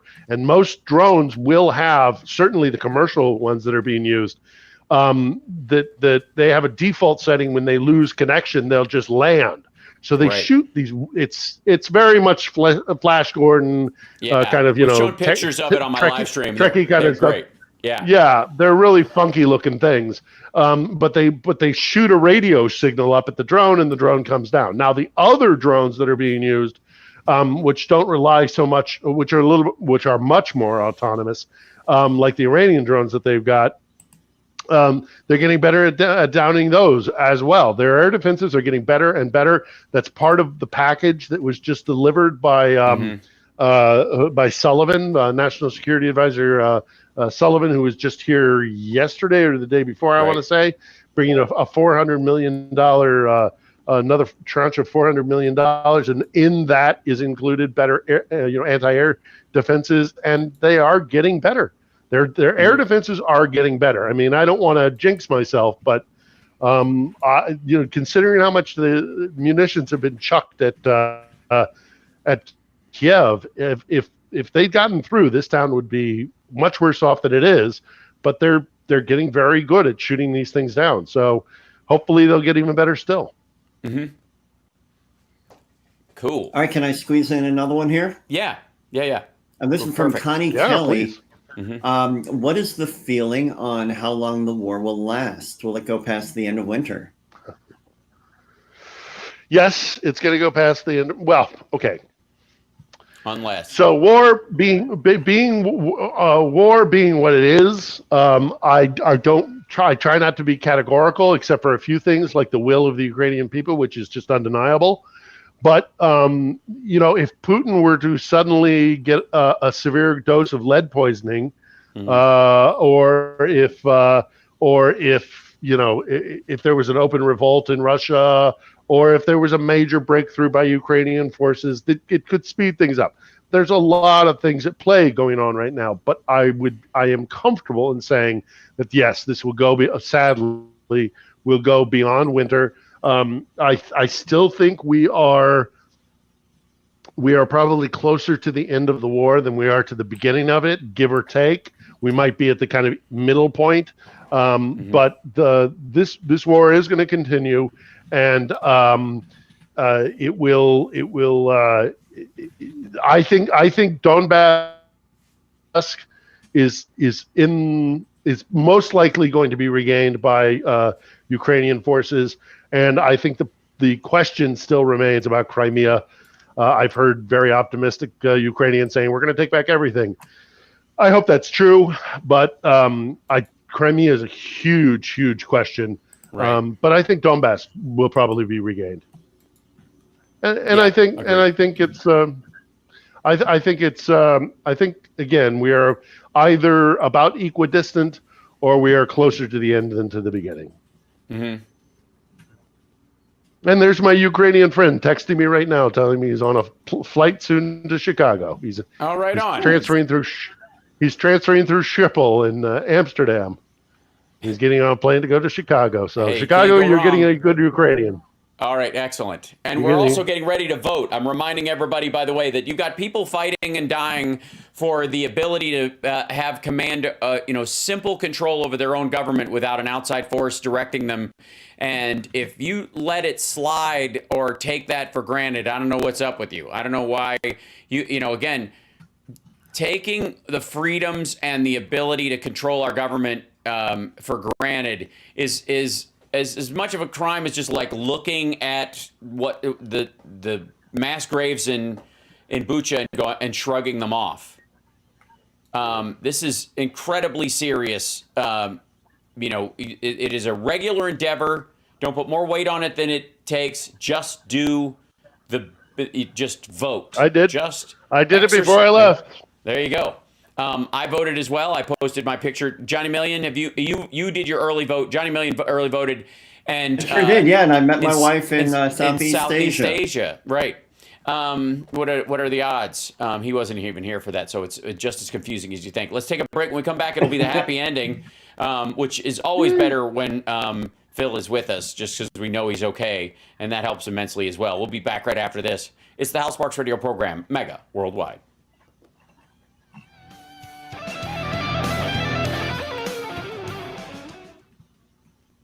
There's hold on one second. According to the General Staff of Ukraine, Ukraine hits concentration of Russian troops in Kherson Oblast. The Russian troops were based in Radensk, a village in Kherson Oblast. Ukraine's General Staff said over the last 24 hours, Ukrainian forces hit 9 locations with Russian troops and military equipment, as well as an ammunition depot. The General Staff said the Ukrainians in the last, I want to say, 72 hours have killed over 800 Russians in that one area. It's just and like why you would send people. I totally understand their reluctance though to go barreling in and follow up on a strike like that. I think they're right to be cautious. Something is not right in Kherson when it comes to what the Russians are up to. Because it's not what they normally do. They don't. It just, I don't know. Something weird is going on in Kherson. I hope it's as simple as they're trying to, they're trying to draw them in and have a citywide battle sort of thing. I hope it's that simple. But yeah, but the problem, I don't know. The problem is, it's only weird if you base it on them at some mythical time being actually good at this shit. And quite frankly, well, they still have the ego. They still think they are. They're self-delusional. I've never seen ego fly out of the barrel of a gun. I've seen it drive where that gun points, but it's never served as ammunition.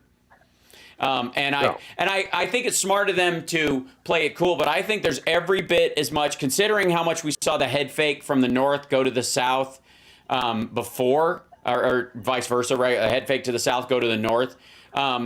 All this talk about, it might be a trap. We're worried about the Russians. They might be planning a big thing. It might be like that in and of itself could be strategy. That in and of itself sounds like similar language to what we heard about, Kherson right before Kharkiv was taken back. So back in 20. Thank you. Yeah, sure. And but also keep in mind that the Ukrainians have far better sources of intelligence than anybody else. Outside observers, eyes in the sky, our great, our spy satellites, the Russians. Nobody has information better than what the Ukrainians have about what's going on. There we go. The weather is cloudy or sunny. I will always be your funny honey bunny. I am lucky, you are lucky. Let us get lucky together. Whether the weather is cloudy or breezy, I'll be there to say, hey, come on, let's take it easy. Because isn't it nice to have the friends that you do? And isn't it nice that the sky is so blue? And isn't it nice to say I love you? Chugga chugga choo choo. Woo woo. I am smiling, you are smiling. Let us smile together. Whether the weather is cloudy or stormy, I will still be there in the morning. I'll be right by your side in the morning. I'll make you breakfast in the morning. I hope that you like cereal. Yay! This has been welcome back to the show. This is House Sparks Radio program Mega Worldwide. It's time for the happy ending, and Philip Itner is joining us today. And hopefully, at some point, I will be able to announce the happy ending that we've hit 42,000 subscribers. We are currently at 41 point. We're hovering at 41. We're at 52. No, quit it. We are currently in absolute numbers. Give me a second. We are at. It's something really close. It's driving me nuts. 41,998. 2 more subscribers. You're out there. It doesn't even cost anything on YouTube to subscribe. Come on, you guys. Get us up over that. If you haven't subscribed, give it a shot. Come on. All right. Now, back to the happy ending. Now, it's always difficult for me to do the happy ending because I always want to think of it as something that we talk about in terms of no losers in it. It's a good thing. Stuff that's happening. I was watching. One of the things I would like to mention right out of the gate, and this will probably, unfortunately, be part of the conversation in Ukraine going forward after this is all over, was about a company that 3D prints prosthetic limbs that has created servo-driven arms that are so precise that they can make kid-size ones that actually open and close based on the muscle in the upper arm, and they scan the kids, the end of wherever they need the prosthetic multiple times. They send them these things that they attach to it that allow them to get a feel for what it's like, and then they send them this 3D printed hand. And it's most prosthetics like that cost $86,000. They can make them for $4,600 for kids and $7,000 for adults. And kids outgrow them. So that's the thing with kids when they have a lost limb. And there was this one girl, this is what teared me up about it. This one girl talking about, I can pull up my sleeves on both sides of my body. That was it. She had a prosthetic on there before, but it couldn't close or do anything. So she could only pull up her right sleeve. She could not pull up her left sleeve. She had to do this whole thing. And now she has a hand that opens and closes, articulates fingers, and she can now pull up her sleeve on her right. It's like just beautiful. And every day there are people all over this planet that wake up trying to make the world a better place, folks. That will, unfortunately, I think, factor into the post-war situation with men, women, and children beyond even the soldiers that have gone through this. As it does, but it's beautiful to know that people are working on that. So I'm mentioning that at the top. There we go. And let's grab some other questions. Yeah, well, I think we and hit there are lots of 42 people during who are your working happy on ending, Hal. PTSD and stuff. Right. Yay! Did we? We think we hit 42? Was that it? Hold on, I'm refreshing the page. That's what they're saying in the chat. Refreshing the page. Not only did we hit 42, it's taking a long time. 42,029. Look at that. 30. Look at that. 28 other people decided that they appreciated the request. Thank you guys so much. That is so awesome. On our way to 45, then 52, so I won't be made a liar on my own show. And then one day, years from now, we'll be in the big Vincent leagues. Owens sent a super chat for $1 for each 1,000. Oh, thank you so much. And of course, 42 is the answer to life, the universe, and everything. Truly. And also, there you go. And also the number of my Freemason lodge that I became a Mason in. Isn't that funny? Like, that's why I chose them. One of the reasons why I chose that lodge in particular is because it was Lodge 42, the answer to life, the universe, and everything. Little tidbit. Okay, let's get these last questions in because the show's going to vanish right before. Another question? Yep, let's do it. We got a couple more here. One is from Treva Joan. Can Philip describe his credentials? Also, Philip Itner, we cannot thank you enough for your presence. Oh, thank you. My credentials. He's got a Herschel Walker cop badge. That's all you need to know. That's right. Not a prop. I am credentialed by the Ukrainian Ministry of Defense, but my CV, my curriculum vitae includes CBS News, Al Jazeera, Sky News. Done some work for CNN. For my sins, I did some work for Fox. One of the best days of my life was when I got fired. But 60 Minutes, and I I started my career in the late '90s. I was posted. Oh, I didn't. I posted myself to Moscow in the late '90s when the Yeltsin era was weaning down and the Putin era was just beginning. I worked for CBS as their kind of deputy bureau chief in Iraq and Afghanistan.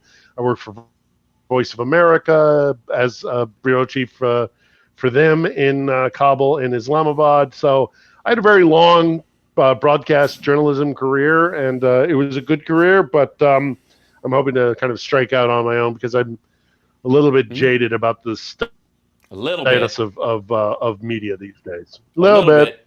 Yeah, a little bit. Excellent. A little bit. And we got another 6 minutes, so I'm sure we can get another question. Yeah. I've got one more here. From Mary Pike, did the Republican suggestion that funds for the Ukraine were at risk have any effect on the ground? Ooh. Okay. I was going to mention that myself, actually. No, not really. Ukrainians are very savvy. They know what the deal is. Actually, the fact that we were also sending a bunch of refurbished T-90s that we either backfilled with our former Warsaw Pact, now NATO allies, they know that they will continue to get support from the international community and from the United States, no matter, this is a very well-educated, a very savvy, globally knowledgeable group of people in this country, and they know that even if the Republicans do win in the midterms, that there are so many ways to block or to work around giving support to Ukraine that it's not going to stop. And by the time it gets to a place where they might be able to stop getting aid to this country, the war is most likely going to be over, and probably in Ukraine's favor. But it's also just I keep going back to the fact that as grateful as they are for the weaponry and the support, the moral support, the financial support, all the rest of it, it is my contention. They don't say this themselves. I'm saying this, me. Even if we didn't support them, they'd fight. They'd fight, and we would be ashamed of ourselves for letting it happen, because they would be willing to fight to the very last man, woman, child, whatever it is. They would more likely have to fight to the very last man and child. That's what we're trying to avoid. And also, I think you're absolutely right in that by the time that the House or the Senate got sworn in, and I don't think that's going to happen, but by the time they got sworn in, the Lend-Lease program, by the way, is already in play, and most of the stuff that's going to be going there forward is going to be going on a Lend-Lease system anyway, so it doesn't require the allocation of more funds except for transport, which has already been okayed in the previous aid package.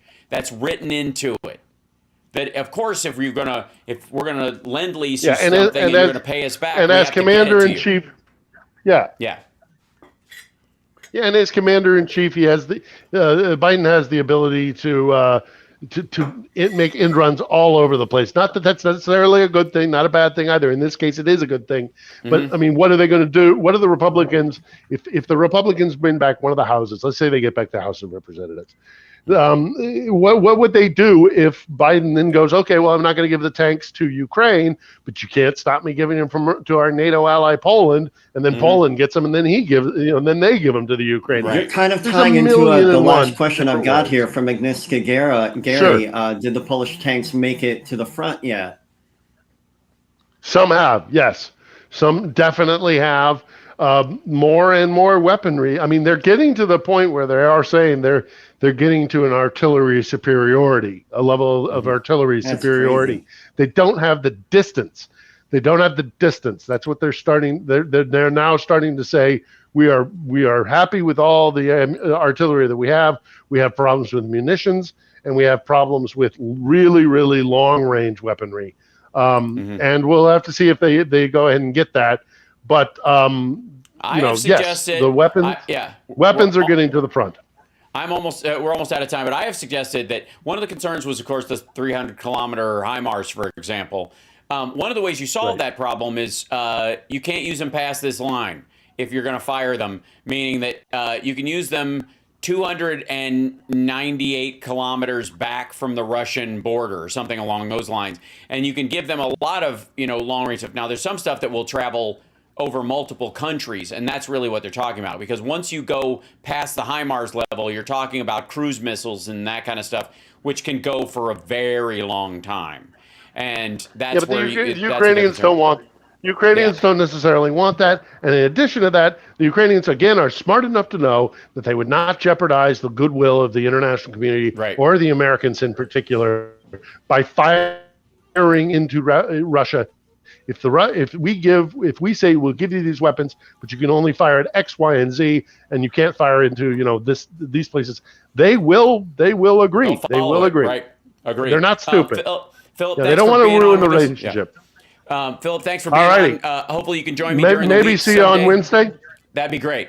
That'd be lovely. Johnny Million, love you. You're amazing. Have fun in Southeast Asia. Tell the missus, try the noodles. And I will see you guys. I'm going to do a special Trump thing tomorrow on my live stream. So at infotainmentwars.com because we passed 42K. Thanks, Chicago. Love you guys. And love you, chat. And we'll see you guys soon. Cool. Thanks, guys. I have to rush off because I got a FaceTime with fam. All right. I may be in Kharkiv if I talk to you on Wednesday, but we'll see. Excellent. Okay. Sounds good. All right. Fam. Talk soon. Bye-bye. Yep. Thanks, everyone. I will do exactly that. Bye, everybody. Okay. Bye.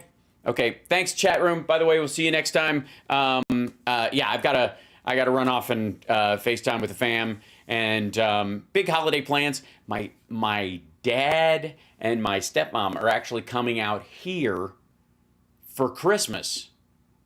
What? Like, we always go back there. We always go to their place. And I've been trying to talk them for a long time. I've been trying to talk them into coming out our way. And nothing. And finally, they decide, well, you got to do it at some point. So that's really cool. So it's going to be a really fun thing. That means I get to take my dad to a Cirque show. And silly things like that, which I take for granted. And yeah, they're coming out of hibernation. Exactly. It's crazy. It's a great thing. Anyways, it's going to be nice. This is the first time they'll come out and they'll see the house. They've never seen my house. He's never seen this mess that I work through every day. I'm sure, he'll enjoy listening to me, swearing through the walls. So anyways, it's going to be fun. Anyways, so I got to take off. Love you guys. Thanks so much. And tomorrow, I will be finishing that Trump rally. I want to finish the rest of it because that stupid, I want to do the whole QAnon babble he does with the music at the end because I have a couple of notes. If you get me. Okay. Anyways, take care of yourself. Take care of somebody else. Vote. Remind everyone to vote. Keep hitting it. Vote, vote. Everything's good. I want you guys to relax. I want you to smile. I want you to vote with hope in your eyes. I want you to remind people with hope in your eyes. Don't go, vote, vote, vote. Go like, yeah, vote, man. This is going to be great. Be counted. Do this because you care. Show you care. Don't scare the crap out of people. Don't gloom and doom them. Tell them, vote out of love, man. You're going to do it. We're going to do it. We're outnumbering them. It's going to be great. Take care of yourself. Take care of somebody else. And remember, choose less evil. Okay, bye.